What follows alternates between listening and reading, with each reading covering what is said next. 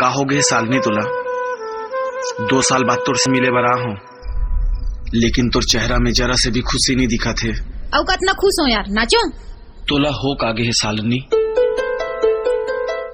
आजकल तोर बात में ना वो प्यार नहीं दिखे। मैं जब से बाहर काम करे बर गे रहे हूँ तब से ना ते मोर फोन उठास ना मैसेज के जवाब देस। तहु तो मोर से प्यार करथस ना।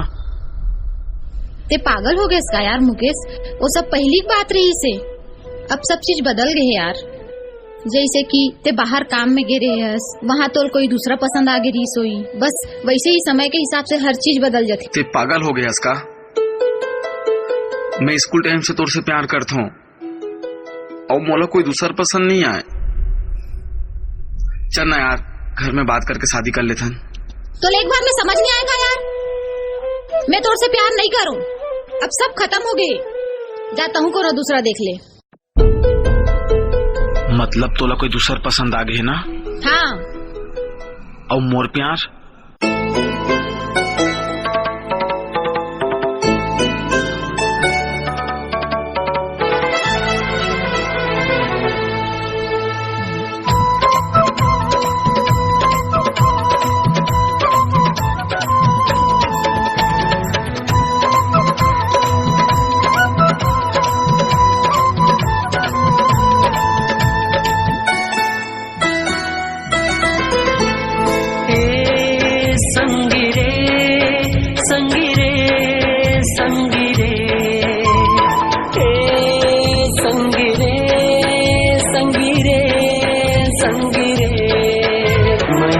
काबर दिला तोरे काबर, माया जोड़े काबर दिला तोरे काबर।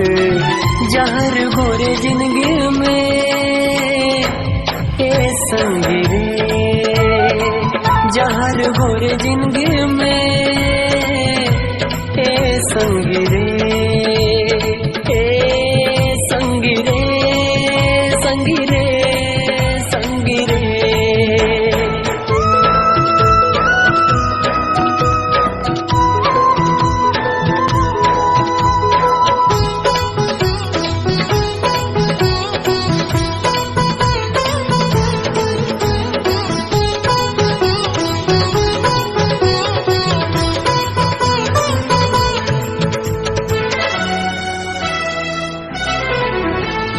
पहली माया तोर पहली माया अंतस मोर समाए।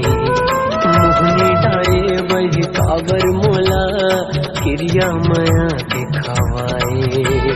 समझे नहीं मोर मन के पिराला काबर रे दुरिहाए। समझे नहीं मोर मन के पिराला काबर रे दुरिहाए। संगी रे, संगी रे, संगी रे, ए संगी रे, संगी रे, संगी रे। डोंगा बोरे काबर मोला छोड़े काबर, डोंगा बोरे काबर मोला छोड़े काबर। मोला वो पीछे गहरी में ए संगी रे, मोला वो बीच गहरी में ए संगी रे, ए संगी रे, संगी रे, संगी रे।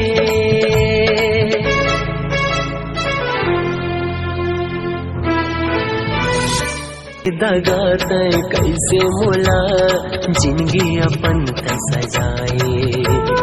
तोर को दया तोला लागे नहीं, जुराल मोर जराए। जिए नहीं जाए तोर बिना, मरना घलो नहीं आए। जिए नहीं जाए तोर बिना, मरना घलो नहीं आए। ए संगी रे, संगी रे, संगी रे, संगी रे, संगी रे, संगी रे। पीरा दिए काबर आंसू दिए काबर, पीरा दिए काबर आंसू दिए काबर। मोला ते जाने बैरी रे ए बने बैरी रे ए संगी रे